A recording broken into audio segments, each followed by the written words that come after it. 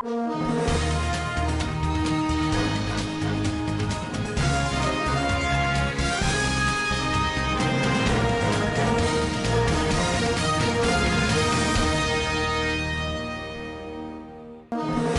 NYSC commences production of preventive materials against COVID-19. Northern governors insist on banning Almajiri system. Buhari approves payment of February and March salaries of varsity lecturers.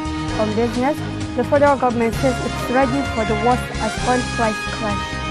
And the international scene, US State sees China's leaders over coronavirus. Welcome to Standard Plus Television. Now the news info.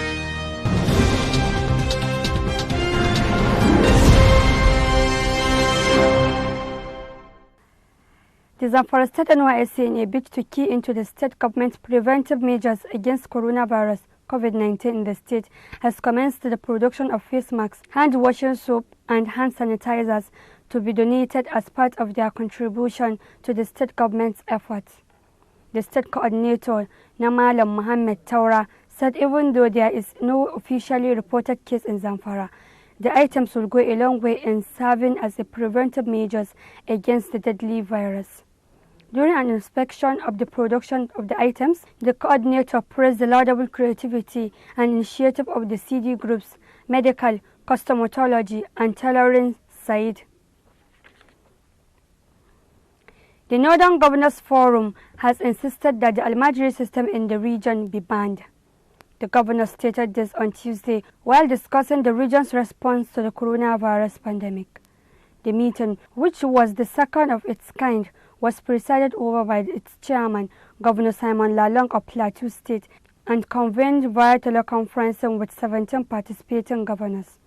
According to Lalong's Director of Press and Public Affairs, Machan Makut, the governors disclosed COVID-19 test centers within the region and noted some improvements, but insisted that all states in the region should have at least one center in order to make the detection of the disease and its management easier and faster.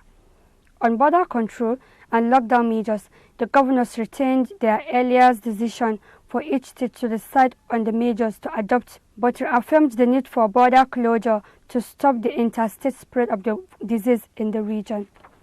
The governors also discussed the risks that Almajiri children are exposed to due to the virus, and they unanimously decided to ban the Almajiri system and evacuate the children to their parents and state of origin.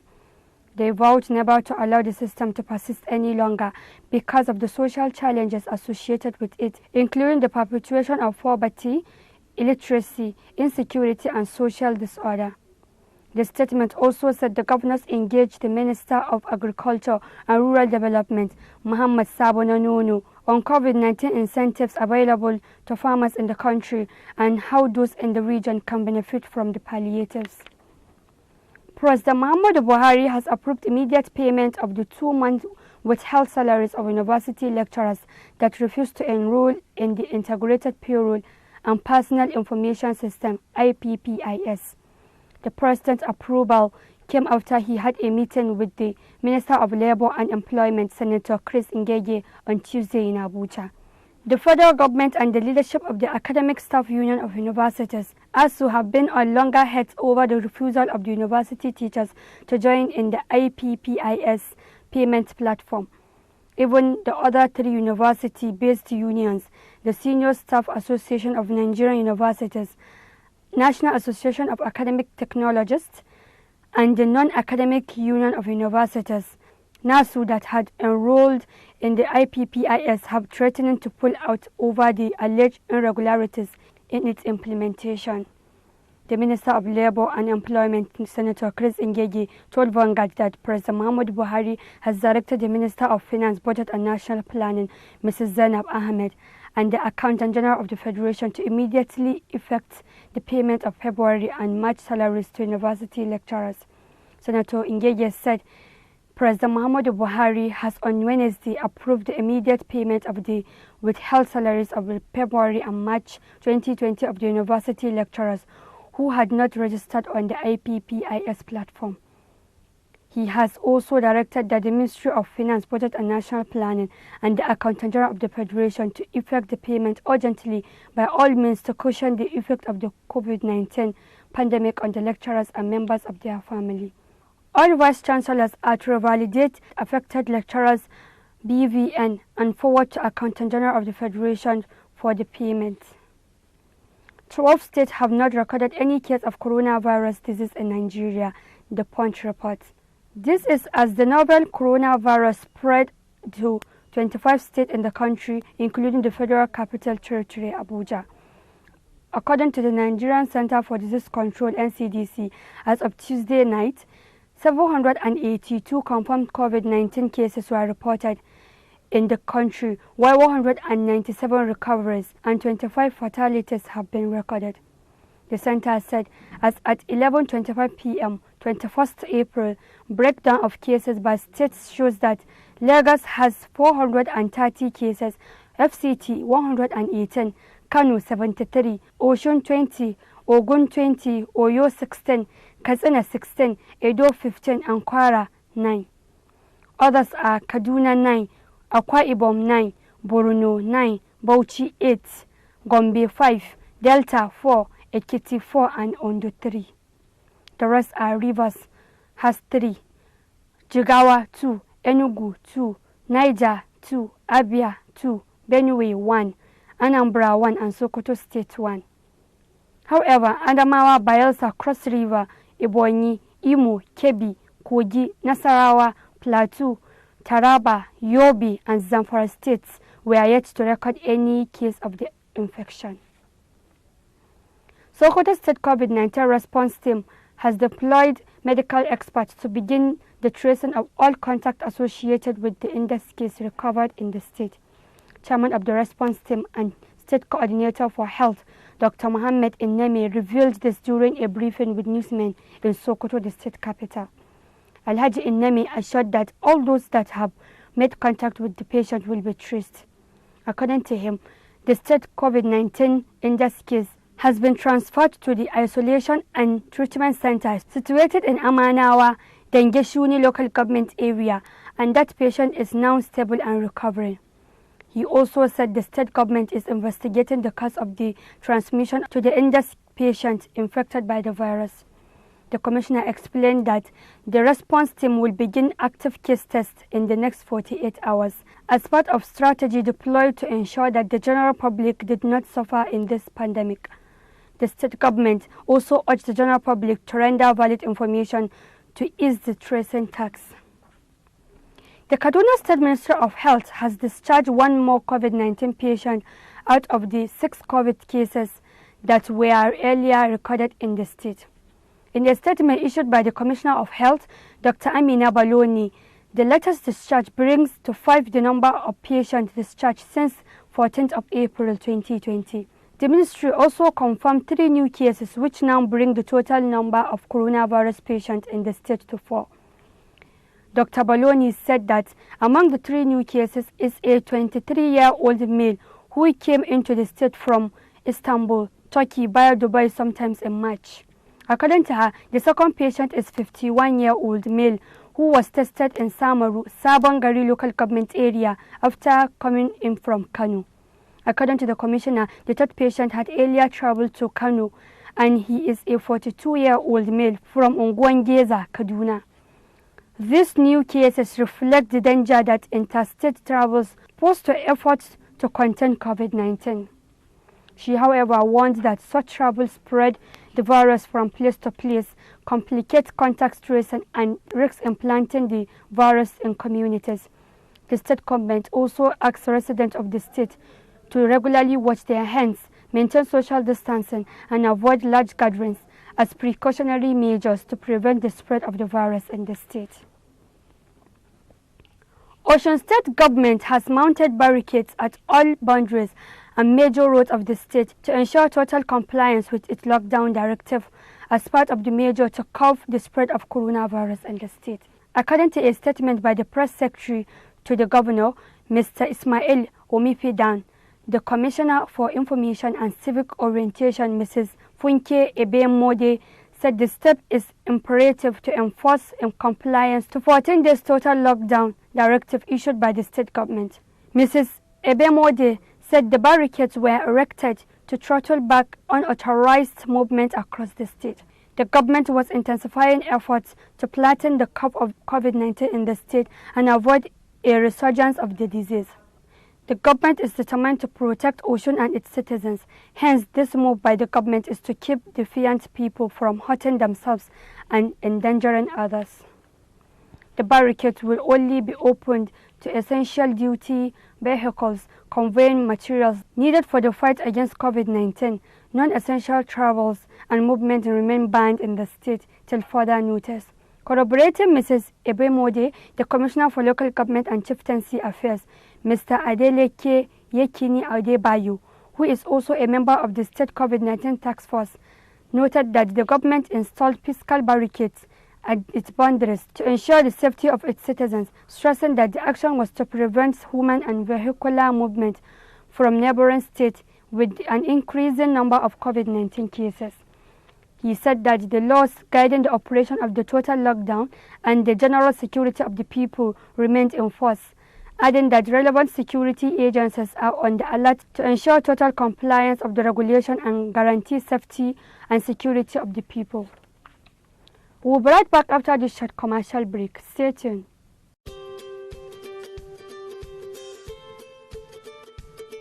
What is the novel coronavirus?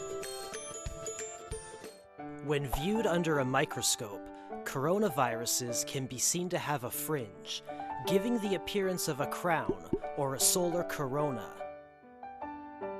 The 2019 novel coronavirus can cause pneumonia in those who are infected, beginning with an elevated body temperature, fatigue, and dry coughing. This may lead to difficulty breathing and in some cases death. Currently, there is no effective cure for this. Compared to more familiar flu viruses, the novel coronavirus has a notably long period of incubation. It can take up to 2 weeks before a patient shows signs of infection. The coronavirus is typically spread through droplets of saliva in the air from sneezing and coughing, especially when an infected individual is in close proximity to others. In light of this, it's important to keep others at a distance and avoid crowded places to prevent infection.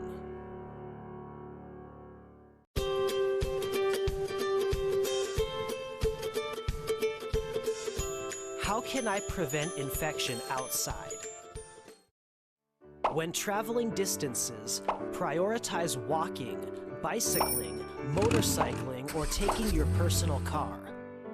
When taking public transportation, be sure to wear a mask. When in the workplace, keep a distance of 1.5 meters from anybody you must speak with. Avoid any meetings or gatherings in small, confined spaces. When eating at the same time as others, remember to keep your distance. Don't talk while eating. When shopping at places like supermarkets and shopping malls, try to go when less people are likely to be out. Try to avoid getting close to others. There will be more time for closeness in the future.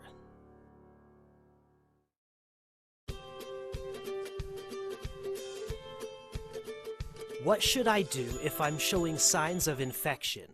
If you're showing possible symptoms, such as coughing or elevated body temperature, don't panic. Let's compare pneumonia brought about by the novel coronavirus to a cold and a flu. A cold is often caught in cold weather or as a result of exhaustion. Common cold symptoms include a stuffy nose, a runny nose, and sneezing. Full body symptoms are usually minor. A typical flu is caused by a common flu virus and can lead to respiratory tract infection. In addition to upper respiratory tract issues, those infected can also develop pneumonia.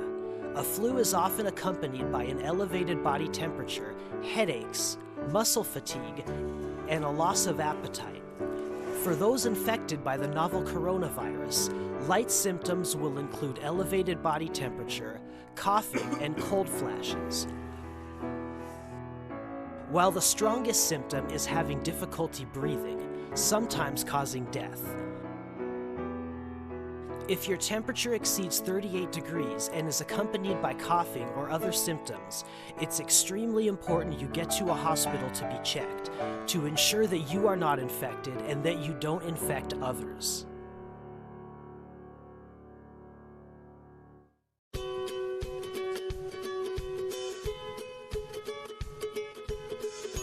How can I prevent infection at home?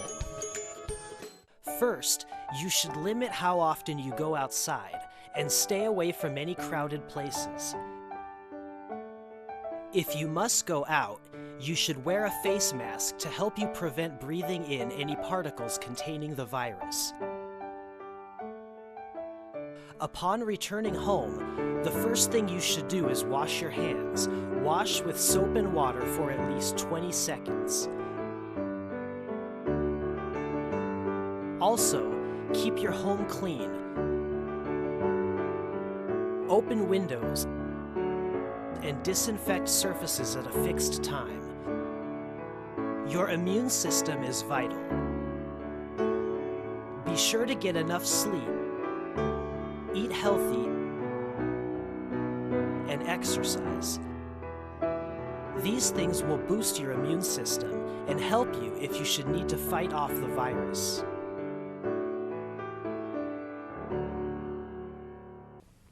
Welcome back on Business. Over to Aguirita.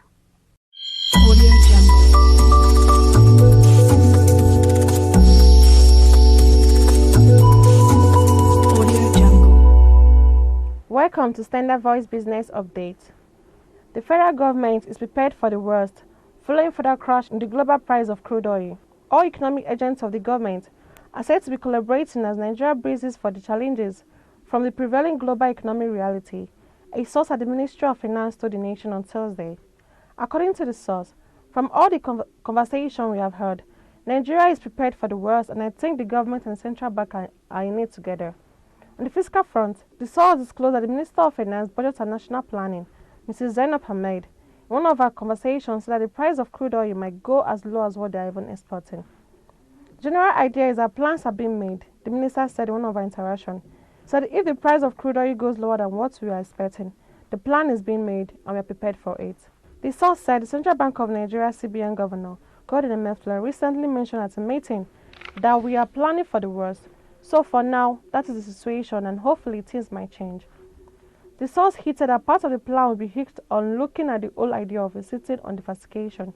What this means is that there will be a determined push on the part of government for a diversified economy more than before, with less dependency on proceeds from crude oil. And that's one Standard Voice Business Update. I'm Aguirita.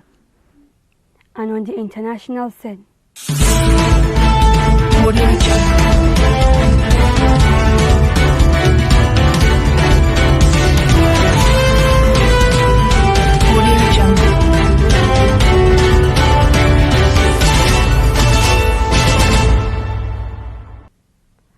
The U.S. state of Missouri on Tuesday sued China's leadership over coronavirus disease COVID-19, seeking damages over what it described as deliberate deception and insufficient action to stop the pandemic. The first of a kind state lawsuit comes amid calls in Congress to punish China and a campaign by President Donald Trump to focus on Beijing's role amid criticism of his own handling of the crisis.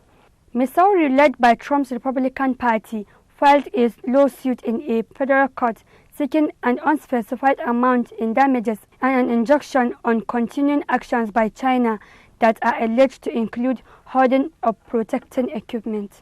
Missouri Attorney General Avery Scormith said the Chinese government lied to the world about the danger and contagious nature of COVID-19, silenced whistleblowers, and did little to stop the spread of the disease. He said they must be held accountable for their actions. The lawsuit changes of success are far from certain as U.S. law, under the principle of sovereign immunity, generally forbids court actions against foreign governments. Missouri addressed the issue by suing the ruling Communist Party, arguing that it is not formally an organ of the Chinese state. Citing an estimate that Missouri may lose tens of billions of dollars due to the virus and action to prevent it, The lawsuit accused the Chinese Communist Party of being in knowing, willful, and in reckless disregard of the rights of the state and its residents. The lawsuit pointed to Chinese authorities' early suppression of news of the virus when it broke out in Wuhan, including detention of whistleblowers. It also noted that China initially said there was no evidence of human-to-human transmission. Despite Trump's heavy criticism of China, his administration has been lukewarm about efforts to take action against Beijing, mindful that the Asian power is a major source of masks and other medical supplies desperately needed by the United States. That has been the news from Standard Voice Television. To end the news, a quick look at the major headlines. Zamfara NYSC commences production of preventive materials against COVID-19. Northern governors insist on banning Almadi system. Buhari approves payment of February mass salaries of varsity lecturers. On business, the federal government says it's ready for the worst as oil price crash. And on the international scene, US tech sues Chinese leaders over coronavirus. That's the news. On behalf of the production crew, head of news and current affairs, I'm